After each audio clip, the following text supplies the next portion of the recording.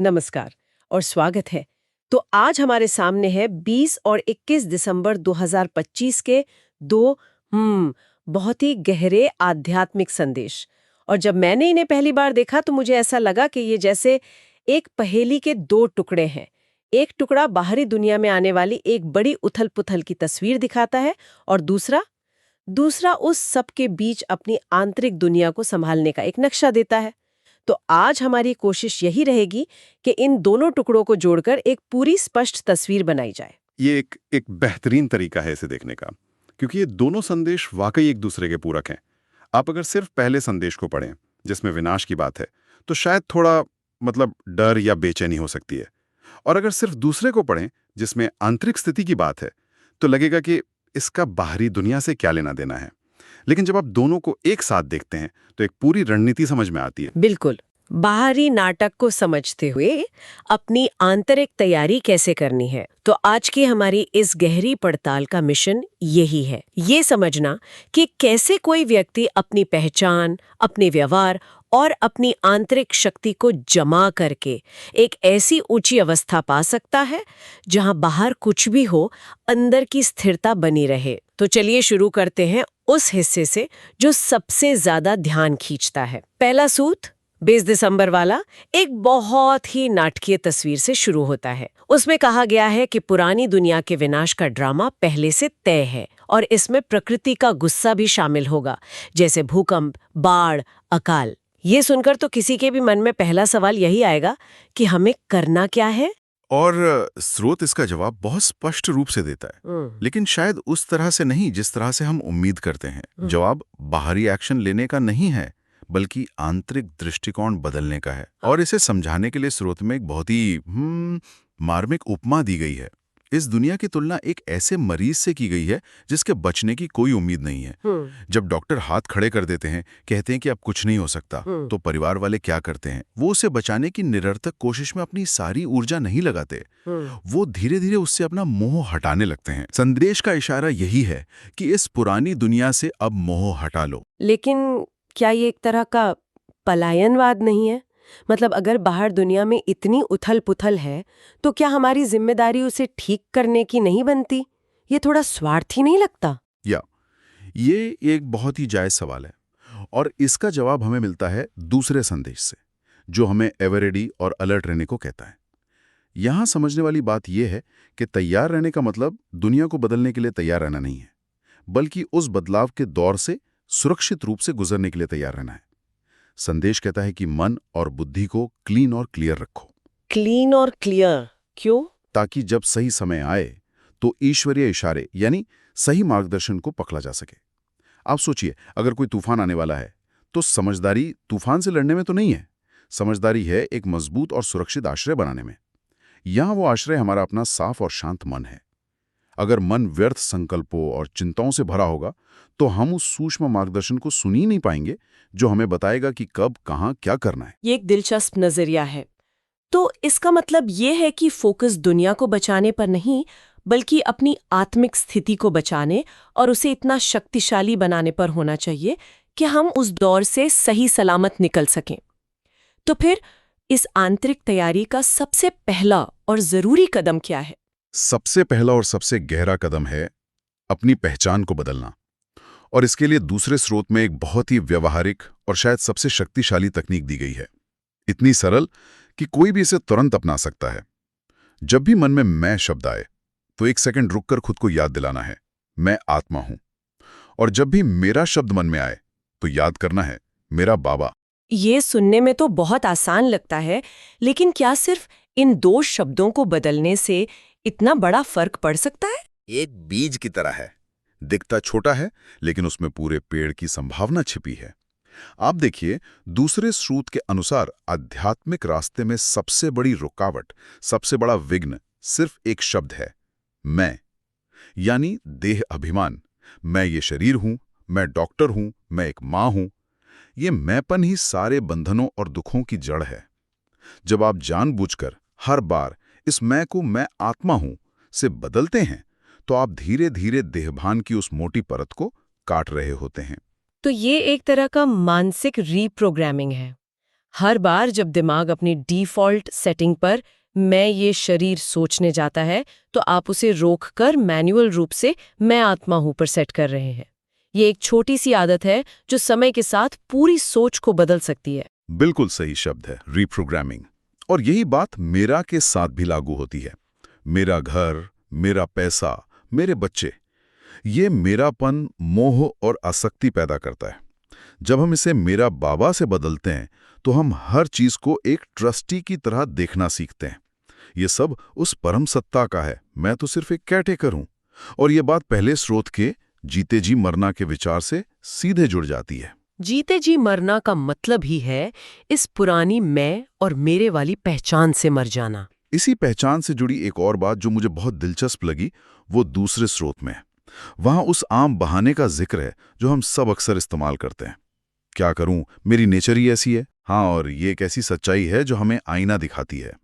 संदेश कहता है कि जिसे हम मेरी नेचर समझ रहे हैं वो हमारी असली ओरिजिनल नेचर है ही नहीं। वो तो रावण की नेचर है। क्रोध, अहंकार, लोभ, ये आत्मा के मूल गुण नहीं है। ये तो इस दुनिया में रहते रहते हमारे ऊपर चढ़ी भी पड़ते हैं, एक तरह का वायरस है। हाँ। तो जब कोई कहता है कि मेरी नेचर ही क्रोधी है, तो वो अनजाने में ये स्वीकार कर रहा है कि उसने उस वायरस को अपनी पहचान का हिस्सा मान लिया है। ये तो बहुत बड़ी बात है। इसका मतलब है कि हम जिसे अपनी कमजोरी समझकर स्वीकार कर लेते हैं, स्रोत उसे एक बाहरी चीज बता रहा है जिसे हमें अपना मानना ही नहीं चाहिए। बिल्कुल। संदेश हमें चुनौती देता है कि इस पराई चीज को, रावण के स्वभाव को, अपना मानकर क्यों बैठे हो? इसे छोड़ना ही तो सच्ची तपस्या है। पहाड़ों पर जाकर बैठना उतना बड़ा तप नहीं है जितना अपने अंदर बैठे इस क्रोध या अहंकार के अंश को पहचानकर उसे त्यागना है। ये सबसे मुश्किल और सबसे जरूरी काम है। लेकिन मुझे लगता है कि इसके लिए एक तरह की आंतरिक शक्ति, एक विल पावर की जरूरत होगी। क्या इन स्रोतों में इस शक्ति को मतलब कमाने या जमा करने का कोई तरीका बताया गया है? हाँ, और ये इन संदेशों का सबसे व्यवहारिक हिस्सा है। दूसरे स्रोत में साइलेंस की शक्ति के बैंक का एक अद्भुत विचार पेश किया गया है। हम पैसे बैंक में जमा करते हैं ताकि भविष्य में काम आए। यहाँ आध्यात्मिक शक्ति जमा करने की बात हो रही है, जो भविष्य में, यानी जब उथल पुथल का समय आएगा, तब हमारे काम आएगी। और संदेश इस पर बहुत जोर देता है कि ये बैंक सिर्फ अभी इस संगम युग में खुला है। ये एक लिमिटेड टाइम ऑफर की तरह है।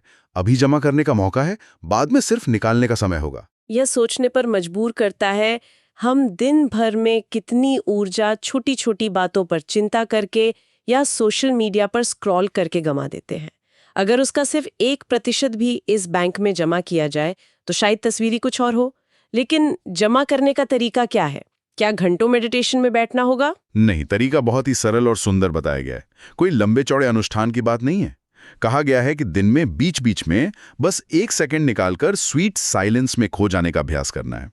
सोचिए, आप ऑफिस में काम कर रहे हैं, बहुत तनाव है। आप बस 1 सेकंड के लिए हर चीज से अपने मन को हटाकर एक शांत बिंदु पर ले जाते हैं। उस 1 सेकंड में आप बाहरी दुनिया के शोर से डिस्कनेक्ट होकर अपने असली ऊर्जा स्रोत से कनेक्ट होते हैं। यह एक मोबाइल को चार्जर में 1 सेकंड के लिए प्लग करने जैसा है। भले ही 1 सेकंड हो, लेकिन चार्जिंग तो शुरू हो जाती है। दिन में ऐसे कई सेकंड मिलकर आपकी आध्यात्मिक बैटरी को कभी भी पूरी तरह से डिस्चार्ज नहीं होने देंगे। ये तो हुआ कमाई का एक खाता, साइलेंस का खाता। अब दूसरे खाते की बात करते हैं जिसका जिक्र पहले स्रोत में है, सेवा का खाता। वहां एक बहुत सुंदर बात कही गई है कि हमें सिर्फ माला नहीं फेरनी है, बल्कि विजय माला का दाना बनना है। इसका क्या मतलब है? इसका मतलब है कि आध्यात्मिकता सिर्फ एक व्यक्तिगत यात्रा नहीं है। सच्ची कमाई तब होती है जब हम जो पाते हैं उसे दूसरों में भी बांटते हैं।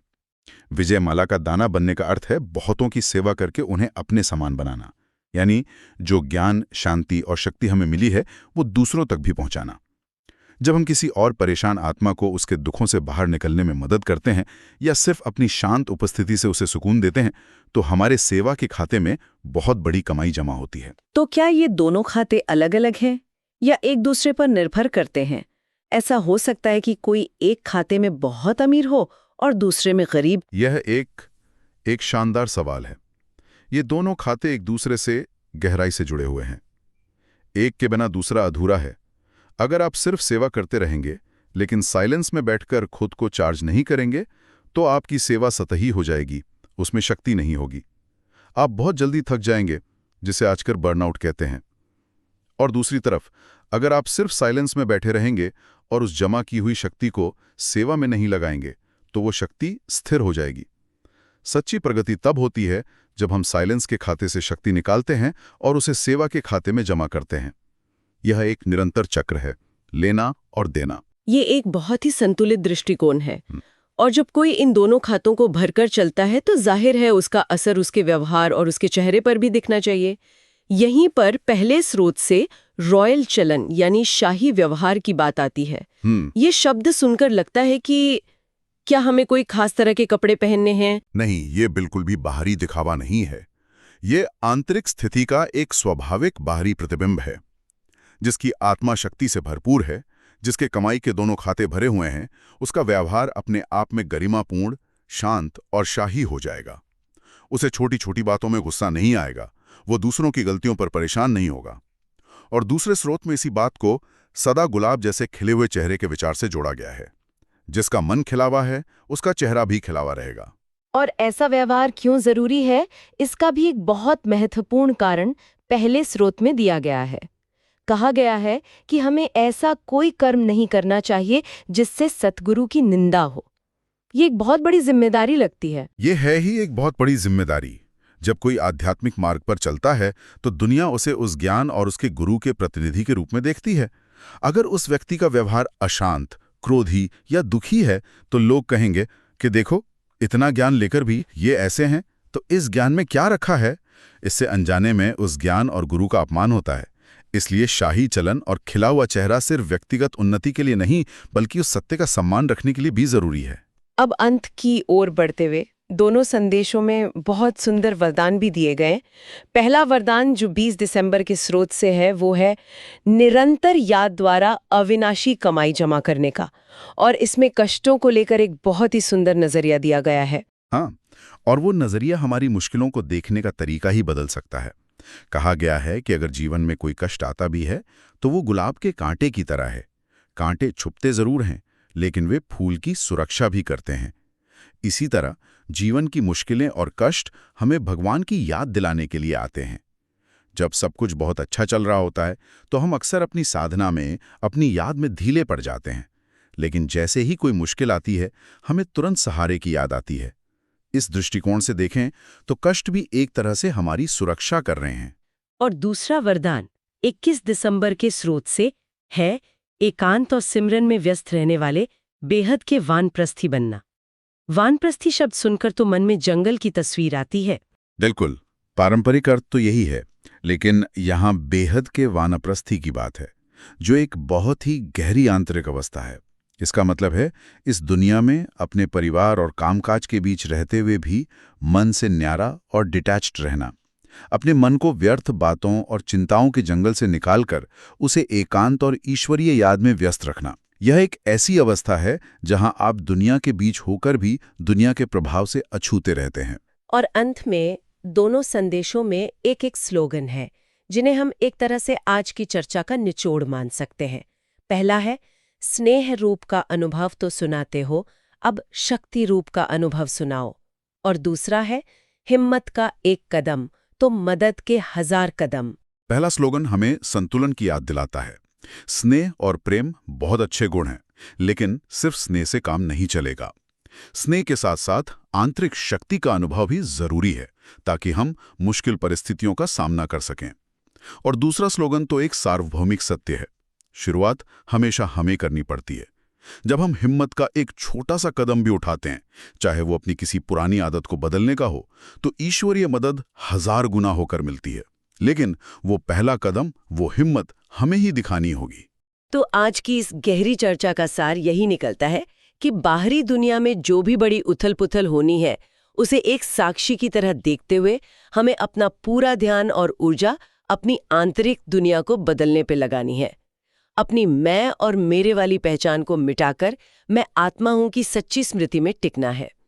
साइलेंस और सेवा के 2 खातों के माध्यम से अपनी आध्यात्मिक शक्ति को रोज जमा करना है और फिर उस शक्ति को एक शाही, शांत और खिले हुए व्यवहार के रूप में दुनिया के सामने प्रकट करना है। बिल्कुल सही कहा। ये बाहर से अंदर की ओर एक पूरी यात्रा है। और इसी यात्रा को ध्यान में रखते हुए श्रोताओं के लिए एक अंतिम विचारणीय प्रश्न छोड़ा जा सकता है। श्रोत में नैनो या मस्तक द्वारा सबको ब्लेसिंग यानी शुभकामना देने की सेवा का जिक्र है।